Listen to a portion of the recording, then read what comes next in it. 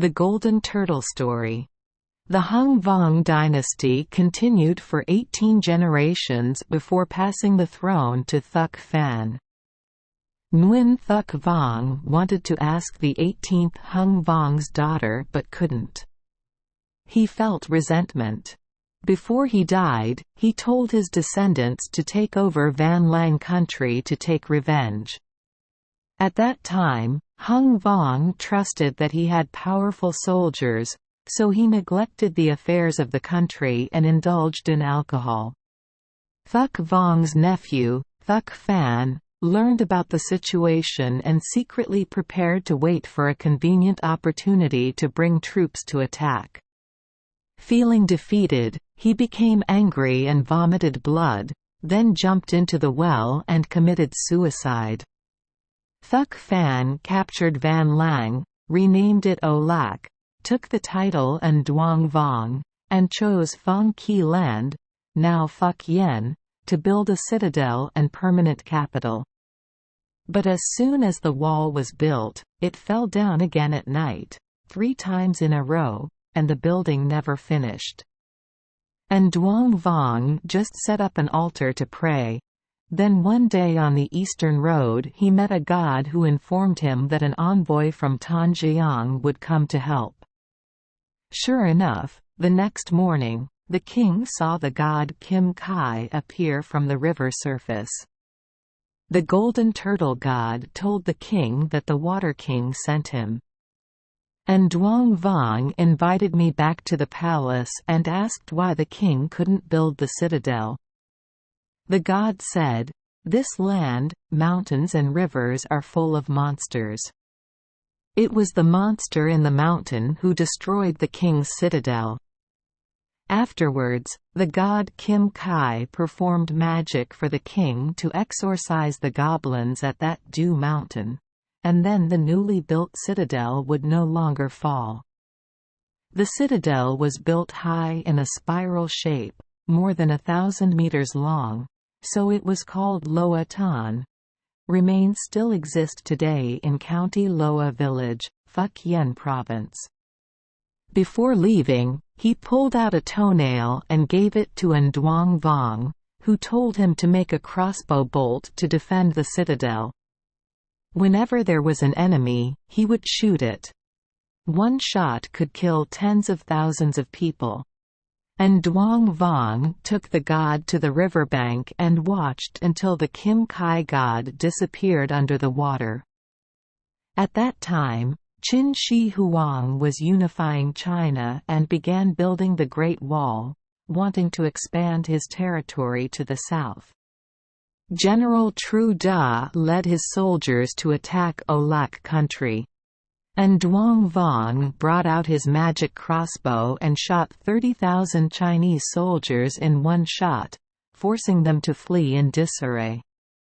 Tru Da knew he couldn't win against Nduang Vong's magic crossbow, so he sent an envoy to ask for peace, sent his son Trong Tui as hostage, and asked for friendship by proposing to Mai Chao, Nduang Vong's daughter, to Trong Tui.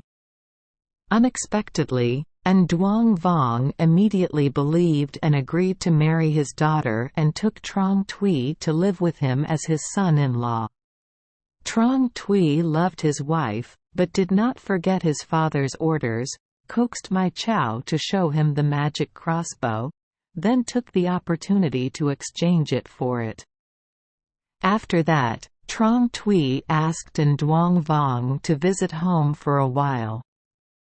When saying goodbye to his wife, Trong Tui asked Mai Chao, "I come home to visit.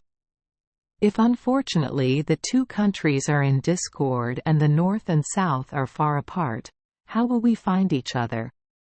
Mai Chao, as if premonitioning disaster, told her husband, "If there is a day of chaos and I have to flee from Loa Tan, I will take this goose feather coat with me. Wherever I run, I will sprinkle the feathers along the road, so you can follow the trail and find each other." Trong Tui brought the magic crossbow. When he returned, Tru Da immediately sent troops to attack Olak. Nduang Vong relied on his magical crossbow to be unprepared, leisurely sitting and playing chess, waiting for the enemy to arrive. When the northern army approached Loa Tan, Nduang Vong took out his crossbow and fired, but it was no longer effective. Nduang Vong quickly put his daughter on a horse and raced south. Running to Mo Da Mountain, now in Nghi Province, close to the coast, seeing the enemy behind him, Nduang Vong prayed to call the god Kim Quy to save him. The golden turtle god appeared on the water and said, "The enemy is sitting behind the king." Only now did Nduang Vong understand the situation.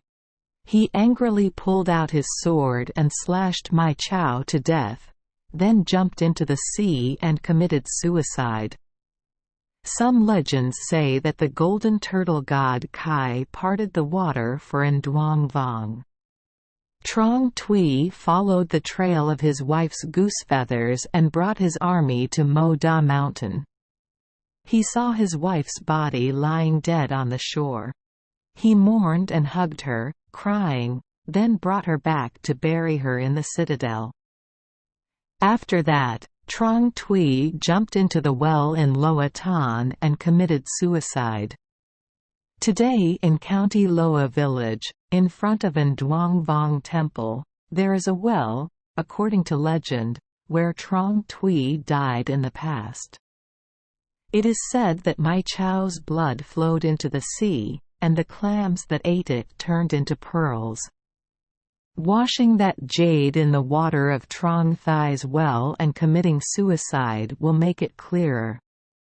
As for Nduang Vong, because he was so sorry for the loss of his country, after his death he turned into a bird and cried hoarsely day and night, "Quack! Quack!" Read more. Thank you for joining us for today's fairy tale. We hope these stories bring joy and meaning to your day. If you love our channel, please hit the subscribe button so you won't miss any exciting tales. Wishing you a good night and sweet dreams. See you in the next story.